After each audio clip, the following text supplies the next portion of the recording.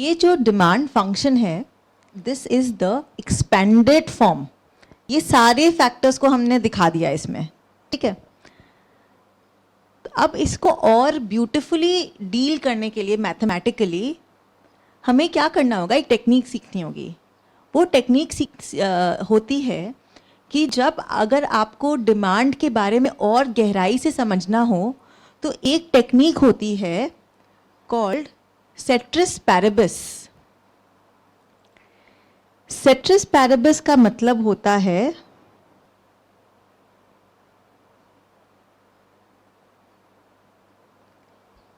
कि हम किसी भी एक चीज को एनालाइज कर सकते हैं बाकी सब चीजों को कांस्टेंट रखकर।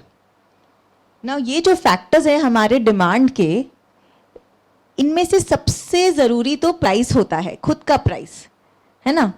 तो अब उसको एनालाइज करने के लिए हमें टेक्निक लगानी होगी सेट्रिस पैरेबिस की।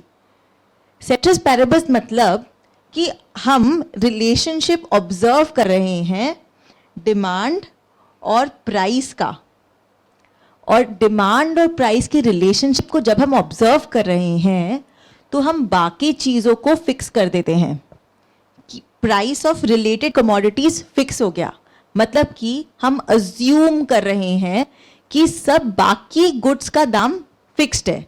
जैसे कि अगर हम मर्सिडीज का रिलेशन निकाल रहे हैं मर्सिडीज के प्राइस से, तो उसको एनालाइज करने के लिए हमें अज्यूम करना होगा कि BMW का प्राइस कांस्टेंट हो गया है, कंज्यूमर का टेस्ट कांस्टेंट हो गया है, इनकम कांस्टेंट है, एडवर्टाइजिंग भी कांस्टेंट है, सब कुछ कांस्टेंट है। तो बाकी सब चीज़ों को कांस्टेंट करने का तरीका होता है सेट्रिस पैरेबिस। तो अब हम क्या करेंगे, बाकी सब फैक्टर्स को कांस्टेंट कर देंगे और क्वांटिटी का रिलेशन सिर्फ एक चीज़ के साथ एनालाइज करेंगे, वो है उस ही कमोडिटी का प्राइस।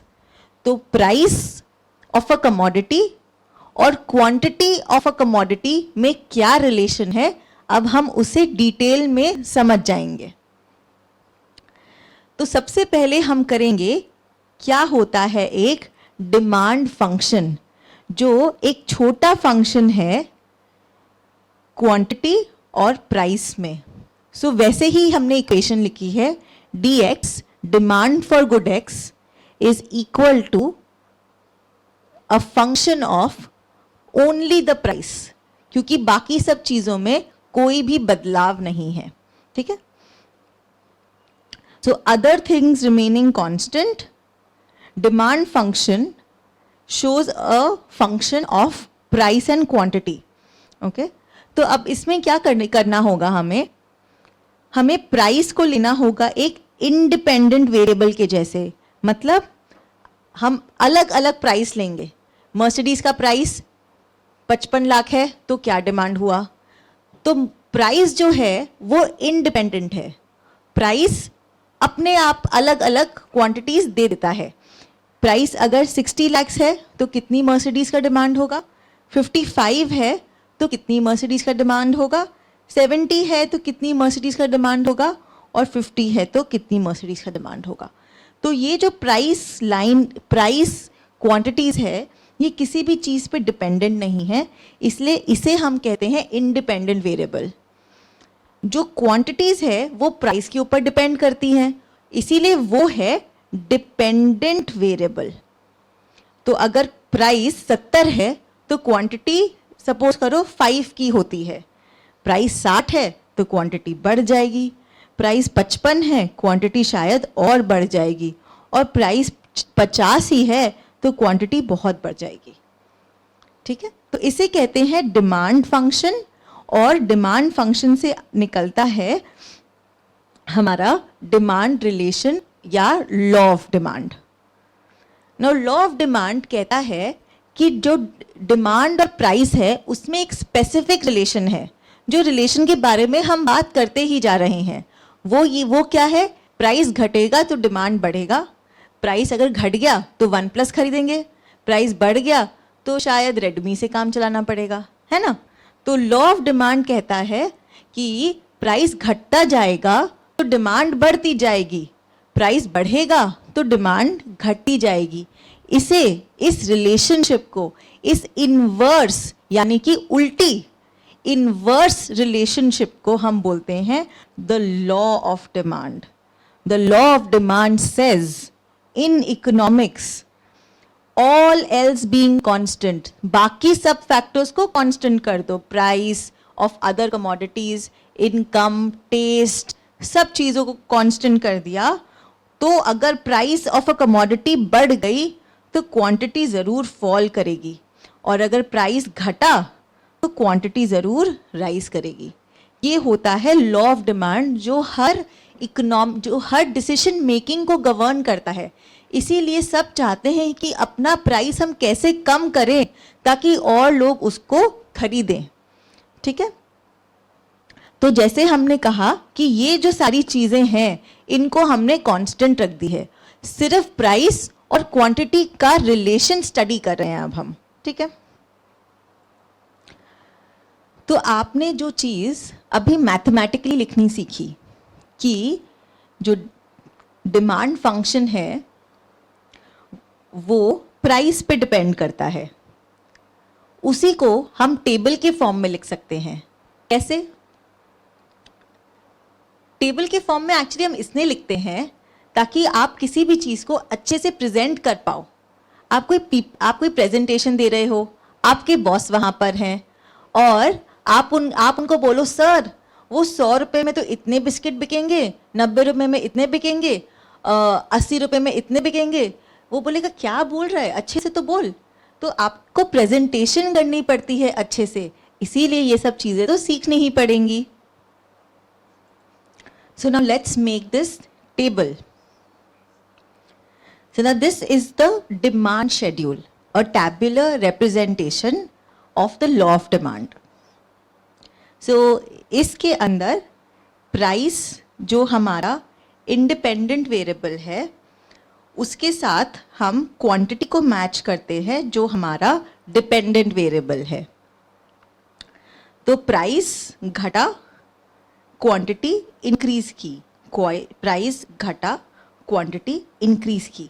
तो शेड्यूल में हमें एग्जैक्ट नंबर्स मिल जाते हैं कि प्राइस इतना हो तो क्वांटिटी इतनी, प्राइस इतना हो तो क्वांटिटी इतनी। तो ऐसे रिप्रेजेंटेशन को हम बोलते हैं डिमांड शेड्यूल। अब जो चीज़ हमने टेबल में बिठाई उसको हम ग्राफ में भी बिठा सकते हैं। ग्राफ में कैसे बैठाएंगे? जहां हमने 15 प्राइस पर 8 क्वांटिटी की डिमांड एंटिसिपेट की थी उसको मैच करके एक पॉइंट बना लेते हैं डिमांड कर्व पे। दूसरे पॉइंट को दूसरे प्राइस और क्वांटिटी के कॉम्बिनेशन को ग्राफ पर मैच करके हम बना लेते हैं दूसरा पॉइंट। और ऐसे ही सारे प्राइसेस की अगर लिस्ट हमने वाई एक्सिस पे बना दी तो वाई एक्सिस को बोलेंगे हम प्राइसेस लाइन और एक्स एक्सिस को बोलेंगे quantity line. Quantity x axis पर, प्राइसेस वाई एक्सिस पर। क्वांटिटी और प्राइसेस को मैच करके जिस प्राइस पर जितनी क्वांटिटी बिकती है उसे मैच करके हम डिमांड कर्व के अलग अलग पॉइंट्स को ढूंढ सकते हैं और उसके बाद हम डिमांड कर्व बना सकते हैं। तो एक ग्राफ रहेगा जिसमें प्राइसेस रहेंगे, क्वांटिटीज रहेंगी और एक कर्व रहेगा जो होगा डिमांड कर्व। कर्व या ग्राफिकल रिप्रेजेंटेशन के बहुत फायदे होते हैं। उससे आप बहुत सारे एनालिसिस कर सकते हैं जो नंबर्स से करने में मुश्किल होती है। इसीलिए डिमांड कर्व बनाया जाता है एक ग्राफ में। अब डिमांड कर्व जो बनता है वो इंडिविजुअल पर्सन का बन सकता है। जैसे कि यहाँ पर हमने पिज्ज़ास के डिमांड लिए हैं तो हेक्टर या फिर हैरी का डिमांड ले लिया हमने, उसका डिमांड कर्व बना दिया, उसके दोस्त बंटी का भी डिमांड बना दिया, और एक तीसरे आदमी चंपकलाल का भी डिमांड बना दिया। तो ये तो हुए 3 लोगों के 3 अलग अलग डिमांड कर्व। मतलब 12 का अगर पिज्जा है, $12 का पिज्जा है, तो पिज्जा की क्वांटिटी हेक्टर मंगवाएगा 1। $12 का पिज्जा है तो पिज्जा की क्वांटिटी बंटी मंगवाएगा 0, और $12 का पिज्जा है तो पिज्जा की क्वांटिटी चंपकलाल भी मंगवाएगा 0। वैसे ही अगर $8 का पिज्जा है तो हैरी मंगवाएगा 2। $8 का पिज्जा है तो बंटी मंगवाएगा 1, और अगर $8 का पिज्जा है तो क्रिस मंगवाएगा या चंपकलाल मंगवाएगा 0। तो ऐसे ऐसे हर इंडिविजुअल का डिमांड अलग होता है, और हर एक इंडिविजुअल का डिमांड निकाला जाता है इंडिविजुअल डिमांड कर्व के साथ। अब इंडिविजुअल डिमांड कर्व से हम आ सकते हैं मार्केट डिमांड कर्व पर। ठीक है, तो उसके लिए क्या करना होगा, हर एक प्राइस पर अलग अलग लोगों के डिमांड को ऐड करना होगा। इसे कहते हैं horizontal addition of different quantities. जैसे कि जब प्राइस है $5 तो मैरी का डिमांड है 3, जॉन का डिमांड है 12 और लिंग का डिमांड है 7। तो टोटल मार्केट डिमांड कर्व कितना हुआ, मैरी प्लस जॉन प्लस लिंग एट 5। तो ये कितना बना, 22। तो एट 5 इंडिविजुअल डिमांड कर्व इतने हैं, मार्केट डिमांड कर्व है 22। एट 10 इंडिविजुअल डिमांड कर्व इतना है, मार्केट डिमांड कर्व 15 है। So it is the horizontal addition of each individual demand curve. अब जो चीज़ हमने ग्राफ में करी, जो चीज़ हमने टेबल में की, उसे हम ग्राफ के थ्रू भी कर सकते हैं। तो वही चीज़ अगर हम मार्केट की बनाए और मार्केट क्वांटिटीज़ को प्राइस के अगेंस्ट मैप करें, तो वो बन जाता है मार्केट डिमांड कर्व। राइट, तो ये बन गया मार्केट डिमांड कर्व। दोनों की शेप सेम होती है, डाउनवर्ड स्लोपिंग, क्योंकि प्राइस घटेगा तो क्वांटिटी बढ़ेगी। तो डिमांड कर्व की शेप होती है डाउनवर्ड स्लोपिंग। डिमांड कर्व का रिलेशन होता है इनवर्स रिलेशन, क्योंकि प्राइस और क्वांटिटी उल्टा चलते हैं, तो रिलेशन बना इनवर्स। प्राइस इंक्रीजेस तो डिमांड डिक्रीजेस, प्राइस बढ़ेगा तो डिमांड घटेगा।